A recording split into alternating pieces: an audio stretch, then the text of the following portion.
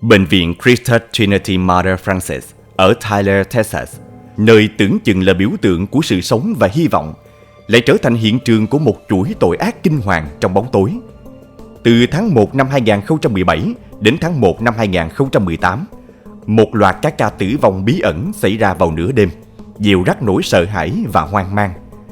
Phải mất 4 năm điều tra không ngừng nghỉ, cùng hàng ngàn giờ phân tích camera giám sát, các điều tra viên mới vén được bức màn rùng rợn đằng sau những cái chết này. Hóa ra, chuỗi sự việc đó chính là hậu quả của một hành vi tàn độc đến từ người mà bệnh nhân tin tưởng nhất trong giây phút yếu đuối nhất cuộc đời. Các bạn đang theo dõi kênh Văn Tùng Siêu Kỳ Án và mình là Tấn Khoa. Nếu các bạn yêu thích phá án về những câu chuyện trinh thám hấp dẫn, hãy để lại một like và subscribe để ủng hộ cho Văn Tùng Siêu Kỳ Án nhé. Và bây giờ, mời các bạn cùng tìm hiểu vụ án chấn động này. Sau một đêm sôi động và chiến thắng rực rỡ bên bàn poker, ông James Blank, 73 tuổi, và bà Kay, người bạn đồng hành suốt 48 năm, về nhà trong niềm vui lân lân. Nụ cười hạnh phúc trên gương mặt ông James khiến bà Kay cảm thấy như trở lại những năm tháng đầu đời bên nhau. Nhưng niềm vui ngắn chẳng tày gan. Khi bước vào nhà, ông James bất ngờ ôm ngực, gục xuống trong cơn đau đớn tột độ. Đội cấp cứu nhanh chóng có mặt và đưa ông đến bệnh viện. Các bác sĩ chẩn đoán ông bị nhồi máu cơ tim cấp và cần phẫu thuật khẩn cấp. Ở tuổi 73, ca phẫu thuật này tiềm ẩn nhiều rủi ro, nhưng không còn lựa chọn nào khác. Ca phẫu thuật kéo dài hàng giờ đồng hồ, cuối cùng cũng thành công. Ông James được chuyển vào phòng chăm sóc đặc biệt, các chỉ số sinh tồn ổn định trở lại. Bà Kay thở phào nhẹ nhõm, ôm lấy tia hy vọng chồng mình sẽ sớm hồi phục. Thế nhưng, vào giữa đêm, một cuộc gọi từ bệnh viện đã phá tan mọi hy vọng. Ông James đã qua đời. Bà Kay bàng hoàng, không thể tin rằng người bạn đời mình vừa cầu nguyện cho đã ra đi mãi mãi. 7 tháng sau sự việc của ông James Blank, bệnh viện nơi ông từng phẫu thuật tiếp nhận một bệnh nhân mới, ông Ronald Clark, 68 tuổi. Ca phẫu thuật của ông diễn ra thuận lợi, các chỉ số hậu phẫu khả quan và sức khỏe dường như phục hồi nhanh chóng. Tuy nhiên, bi kịch lại tái diễn. Giữa đêm khuya thanh vắng, ông Clark bất ngờ lên cơn đau dữ dội. Mặc dù được đặt nội khí quản và tình trạng ban đầu có vẻ ổn định, nhưng do xuất huyết nội quá nặng, ông đã không qua khỏi. Sự ra đi của ông Ronald Clark đột ngột và khó hiểu, khiến mọi người không khỏi rùng mình lo sợ. Cả hai trường hợp đều có những điểm tương đồng đáng ngờ: phẫu thuật thành công, hậu phẫu ổn định, và rồi đột ngột qua đời vào giữa đêm. Liệu đây chỉ là một sự trùng hợp hay đã có sự can thiệp từ bên ngoài? Trước tình hình nghiêm trọng, ban lãnh đạo bệnh viện triệu tập hội đồng chuyên môn để nghiên cứu kỹ lưỡng các ca tử vong bất thường, nhằm xác định nguyên nhân và rà soát các sai sót trong quy trình điều trị. 9 ngày sau khi ông Ronald Clark qua đời, bệnh viện tiếp nhận bệnh nhân Christopher Greenaway, 47 tuổi, để thực hiện phẫu thuật bắt cầu động mạch vành. Giống như những trường hợp trước, ca phẫu thuật diễn ra thuận lợi. Christopher hồi phục nhanh chóng, thậm chí đã có thể ngồi dậy trò chuyện với y tá. Tuy nhiên, khi một điều dưỡng quay lại phòng bệnh, anh phát hiện Christopher đang trong tình trạng nguy kịch với các triệu chứng tương tự như ông Ronald. Ngay lập tức, các bác sĩ tiến hành chụp các lớp và quét não để tìm ra nguyên nhân. Sau khi loại trừ khả năng thuyên tắc khí, một hiện tượng hiếm gặp khi bọt khí lọt vào mạch máu gây tắc nghẽn dẫn đến đột quỵ, các bác sĩ vẫn chưa thể xác định nguyên nhân tử vong. Vụ việc bí ẩn của Christopher Greenaway tiếp tục phủ bóng đen lên bệnh viện, khiến không khí ở đây trở nên ngột ngạt và căng thẳng. Các bác sĩ và y tá cảm thấy bất lực trước chuỗi sự kiện khó hiểu, trong khi gia đình các nạn nhân chìm trong đau đớn. Không ai biết chắc điều gì đang xảy ra. Mỗi người đều lo lắng, tự hỏi liệu mình có phải là người tiếp theo. Một cuộc điều tra quy mô lớn được triển khai. Hầu hết nhân viên y tế tích cực hợp tác, mong muốn làm sáng tỏ sự thật và minh oan cho bản thân. Các chuyên gia pháp y khám nghiệm tử thi tỉ mỉ, nhà bệnh lý học phân tích mẫu mô và kỹ thuật viên kiểm tra toàn bộ thiết bị y tế. Tuy nhiên, mọi kết quả đều bình thường, không hề phát hiện dấu hiệu bất thường nào. những ca tử vong không rõ nguyên nhân vẫn tiếp tục xảy ra. Có khi 2 lần 1 tháng, có khi cách nhau 1 hoặc 2 tháng. Sự nghi ngờ giữa các nhân viên y tế ngày càng gia tăng. Y tá và điều dưỡng thì cho rằng có người đang âm mưu hãm hại bệnh nhân trong phòng cấp cứu. Trong khi đó, các bác sĩ và phẫu thuật viên lại nghi ngờ rằng vấn đề xảy ra ở khu chăm sóc đặc biệt. Liệu có một kẻ sát nhân đang ẩn náu trong bệnh viện? Hay tất cả chỉ là một chuỗi sự việc trùng hợp khó tin? Tháng 1 năm 2018, ông Joseph Kalina, 58 tuổi, nhập viện để thực hiện phẫu thuật tim khẩn cấp. Ca phẫu thuật diễn ra thành công. Ban ngày, ông Joseph cho thấy dấu hiệu hồi phục tích cực, mang lại hy vọng cho gia đình và đội ngũ y bác sĩ. Nhưng vào giữa đêm tĩnh lặng, tiếng chuông báo động vang lên chói tai, phá vỡ sự yên bình của khu chăm sóc đặc biệt. Ông Joseph lên cơn co giật, mặt tái xanh, rồi nhanh chóng rơi vào hôn mê. Đội ngũ y bác sĩ lập tức có mặt, tiến hành cấp cứu khẩn trương. Tuy nhiên, kết quả chụp chiếu cho thấy nhiều điểm xuất huyết lan rộng ở cả hai bán cầu não. Những tổn thương nghiêm trọng này ảnh hưởng nặng nề đến khả năng vận động, ngôn ngữ và nhận thức của ông. Ông Joseph phải trải qua một thời gian dài điều trị tại bệnh viện, từ phòng chăm sóc đặc biệt đến trung tâm phục hồi chức năng. Đáng chú ý, các tổn thương não mà ông gặp phải lại trùng khớp với tình trạng của những bệnh nhân tử vong trước đó. Mọi bằng chứng dần chỉ ra hiện tượng tắc nghẽn động mạch do khí, một tình trạng hiếm gặp. Nhưng câu hỏi đặt ra là, làm thế nào mà một bệnh nhân hồi phục tốt sau phẫu thuật lại gặp phải tình trạng nguy hiểm này? Liệu có ai đó đã cố tình hãm hại ông? Các chuyên gia nhận định, tắc nghẽn động mạch do khí có thể xảy ra trong những ca phẫu thuật lớn, nhưng việc nhiều bệnh nhân cùng một khoa gặp tình trạng tương tự là điều cực kỳ hiếm.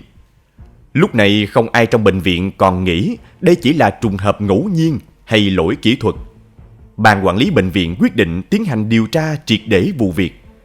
Hệ thống camera an ninh được kiểm tra kỹ lưỡng, với trọng tâm đặt vào thời điểm 1 giờ 22 phút sáng, khi các chỉ số sinh tồn của ông Joseph bắt đầu suy giảm bất thường. Hình ảnh từ camera an ninh cho thấy một nam điều dưỡng bước vào phòng bệnh của ông Joseph. Chỉ 1 phút sau, anh ta rời đi, di chuyển dọc hành lang và dừng lại ở quầy y tá. Mặc dù camera không ghi lại được toàn bộ diễn biến tại phòng bệnh, nhưng chỉ vài phút sau khi người này rời đi, nhân viên y tế đã hốt hoảng chạy đến cấp cứu ông Joseph. Qua phân tích kỹ lưỡng, ban quản lý xác định rằng nam điều dưỡng cuối cùng vào phòng bệnh của ông Joseph chính là William Davis. Đáng chú ý, trên tay anh ta cầm một ống tim. Chỉ 2 phút sau khi William rời khỏi phòng, ông Joseph đã rơi vào tình trạng nguy kịch. 2 tháng sau, bi kịch lại tái diễn. Bà Pam Henderson, 63 tuổi, một cựu y tá, nhập viện để phẫu thuật. Ca mổ diễn ra thành công và bà Pam hồi phục tốt. Thậm chí, bà còn có thể sử dụng iPad để giải trí, trò chuyện cùng người thân. Nhưng tai họa bất ngờ ập đến. Bà Pam đột ngột lên cơn đột quỵ, mất khả năng nói và gặp khó khăn trong việc giao tiếp bằng mắt. Kết quả chụp CT cho thấy nhiều bọt khí nhỏ xuất hiện trong não, gây ra tổn thương nghiêm trọng. May mắn thay, bà Pam sống sót, nhưng cuộc sống của bà hoàn toàn thay đổi. Từ một người phụ nữ năng động, độc lập, giờ đây bà phải phụ thuộc hoàn toàn vào sự chăm sóc của người khác. Kế hoạch nghỉ hưu an nhàn của gia đình bà tan vỡ trong chốc lát. Khi xem xét lại camera an ninh, ban quản lý phát hiện một chi tiết gây sốc. William Davis, người bị tình nghi trong vụ việc của ông Joseph Kalina, cũng đã vào phòng bà Pam ngay trước khi bà lên cơn đột quỵ. Trước khi William rời khỏi phòng, bà Pam vẫn hoàn toàn khỏe mạnh. Những bằng chứng này dần khẳng định rằng sự hiện diện của William Davis không phải là ngẫu nhiên. Ban quản lý bệnh viện quyết định rà soát lại toàn bộ lịch trực của nhân viên y tế, đặc biệt tập trung vào các ca trực đêm tại khu chăm sóc đặc biệt. Kết quả khiến mọi người sững sờ. William Davis có mặt trong tất cả các ca trực liên quan đến những ca tử vong và sự cố bất thường. Các nhà điều tra lập tức thẩm vấn toàn bộ nhân chứng, kiểm tra kỹ lưỡng hồ sơ bệnh án cùng các tài liệu liên quan. Dẫu vậy, không ai trong bệnh viện có thể tin rằng William, một người đã từng tuyên thệ Hippocrates, lại có thể nhẫn tâm hãm hại chính những bệnh nhân mà mình có trách nhiệm chăm sóc. Trong mắt các đồng nghiệp, William luôn là một người dễ mến, tận tụy và hết lòng vì công việc. Chính hình ảnh ấy khiến những nghi ngờ nhắm vào anh ta trở nên khó tin. Tuy nhiên, một thông tin quan trọng bất ngờ được tiết lộ. Một nhân viên y tế cho biết cô từng nhìn thấy William đứng cạnh giường bệnh nhân với một ống tim bên cạnh dây truyền dịch. Hơn thế nữa, sổ ghi chép trực cho thấy William đã nhiều lần tự ý kê đơn hoặc điều chỉnh liều lượng thuốc cho một số bệnh nhân mà không báo cáo với bác sĩ. Trước đây, những hành động này được coi là sự chủ động và trách nhiệm, nhưng giờ đây, chúng lại trở thành những dấu hiệu đáng ngờ. Ý nghĩ rằng William, một đồng nghiệp thân thiết, lại chính là người đứng sau những sự cố kinh hoàng, khiến mọi người bàng hoàng, khó lòng chấp nhận. Bệnh viện, nơi vốn được xem là chốn cứu rỗi và nơi mọi người đặt trọn niềm tin, giờ đây lại bị bao trùm bởi bóng đen của sự phản bội. Ngày 26 tháng 1, bà Deb Charlotte, phó tổng giám đốc quản lý bệnh viện, nhận được một cuộc gọi bất ngờ từ William Davis, người đang là tâm điểm của cuộc điều tra nội bộ gây chấn động cả bệnh viện. Với giọng điệu đầy ẩn ý, William nói rằng liệu ngoài anh ta ra thì không còn ai khác bị nghi ngờ nữa sao, và bày tỏ sự khó tin của mình. Sau một thoáng im lặng, anh ta nói thêm rằng anh ta chỉ mong cuộc điều tra sớm kết thúc. Bà Charlotte đã cố gắng giữ bình tĩnh, trấn an William và nhắc nhở anh ta không được bàn luận về vụ việc với bất kỳ ai. 4 ngày sau, William được triệu tập tham gia buổi đối chất. Khi được hỏi về những gì đã xảy ra trong phòng bệnh của ông Joseph Carlina, William khai rằng mình đang chăm sóc bệnh nhân ở các phòng 18, 19 và 20 thì nghe thấy tiếng báo động từ phòng 21. Anh ta mô tả đã vào phòng kiểm tra, phát hiện dây truyền dịch báo lỗi, nhanh chóng xử lý sự cố và rời đi. Tuy nhiên, lời khai của William lại mâu thuẫn nghiêm trọng với bằng chứng từ camera an ninh. Hình ảnh ghi lại cho thấy William đã đứng quan sát màn hình theo dõi bệnh nhân khoảng 3 phút trước khi bước vào phòng. Điều này làm lời khai của anh ta trở nên thiếu thuyết phục và càng làm dấy lên nghi ngờ. Sau buổi đối chất căng thẳng, bà Deb Charlotte không còn nghi ngờ gì nữa. Bà lập tức liên hệ với cảnh sát để báo cáo về chuỗi sự kiện bất thường đang diễn ra tại bệnh viện Christ Trinity Mother Frances. Thám tử John Hanson, một điều tra viên giàu kinh nghiệm, nhanh chóng có mặt tại hiện trường và tiếp nhận vụ án. Lời khai của William Davis dần bị lật tẩy, mâu thuẫn hoàn toàn với những bằng chứng thu thập được từ hệ thống camera giám sát. Các đoạn băng từ camera an ninh cho thấy rõ ràng William Davis là nghi phạm số 1 trong chuỗi vụ án mạng bí ẩn. Thậm chí, có nghi ngờ rằng số lượng nạn nhân thực tế còn vượt xa con số đã được xác định. Cảnh sát yêu cầu các chuyên gia y tế phân tích kỹ lưỡng hình ảnh y khoa, điện tâm đồ và hồ sơ bệnh án của tất cả các nạn nhân. Kết quả cho thấy rằng tất cả đều tử vong do thuyên tắc khí, một tình trạng hiếm gặp và khó phát hiện. Trong quá trình phân tích dữ liệu, các chuyên gia phát hiện một chi tiết quan trọng. Trên màn hình hiển thị biểu đồ sinh tồn của các nạn nhân xuất hiện những đoạn sóng bất thường ngay trước khi xảy ra biến cố. Với người bình thường, những đoạn sóng này có vẻ như chỉ là các đường nét lộn xộn, nhưng với các bác sĩ, chúng chứa đựng thông tin vô giá. Đó chính là dấu hiệu cho thấy huyết áp và nhịp tim của bệnh nhân tăng đột biến ngay trước khi không khí xâm nhập vào hệ thống truyền dịch. Dựa trên thông tin này, các điều tra viên đối chiếu thời điểm những biến đổi bất thường với hình ảnh từ camera giám sát để xác định chính xác vị trí của William vào thời điểm then chốt. Kết quả thật đáng kinh ngạc. Camera ghi lại rõ ràng cảnh William Davis có mặt trong phòng bệnh của các nạn nhân đúng vào thời điểm xảy ra những biến đổi bất thường trên biểu đồ sinh tồn.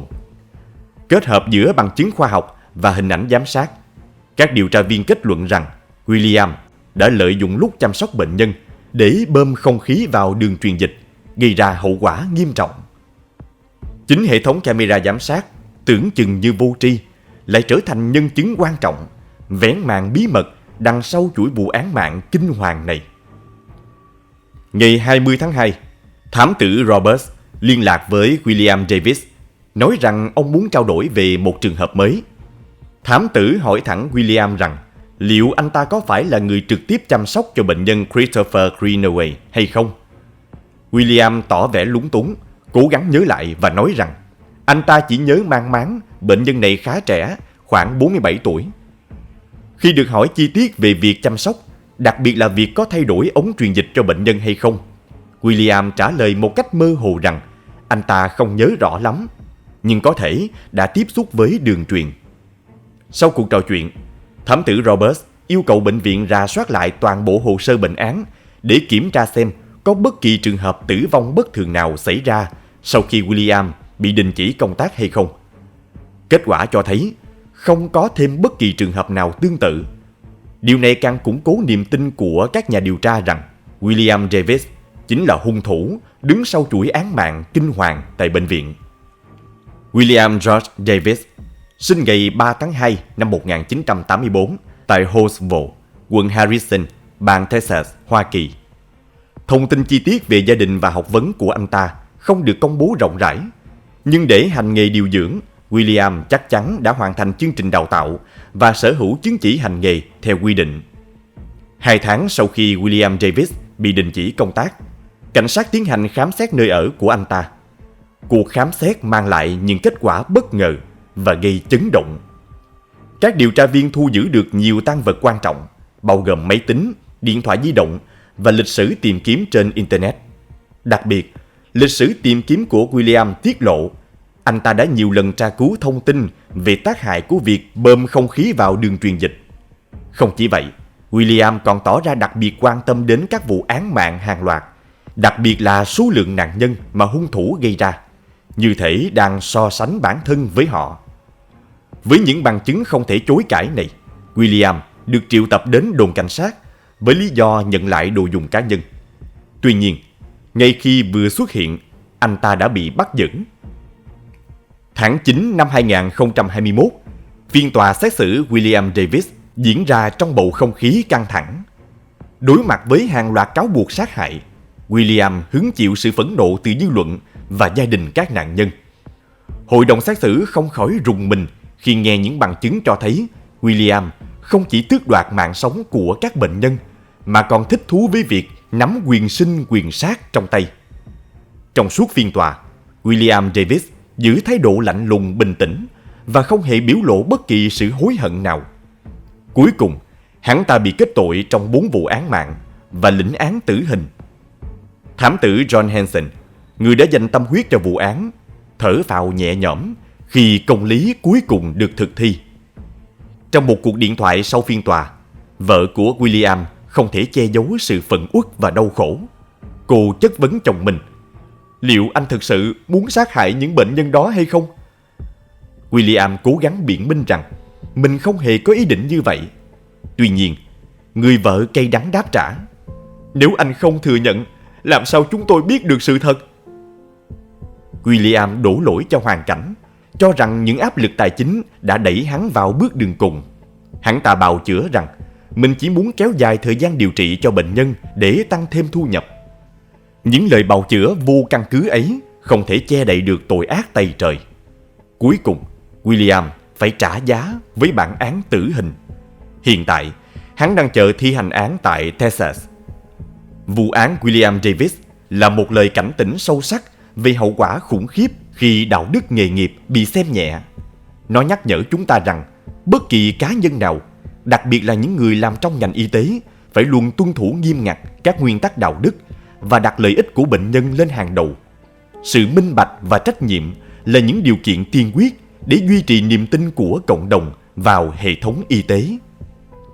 Vụ án hôm nay đến đây là kết thúc. Các bạn có suy nghĩ gì về hành động của William Davis? Hãy để lại bình luận bên dưới để cùng thảo luận nhé. Và đừng quên like, subscribe và bật chuông thông báo để không bỏ lỡ những vụ án tiếp theo trên kênh Văn Tùng Siêu Kỳ Án. Xin chào và hẹn gặp lại các bạn trong những video sau.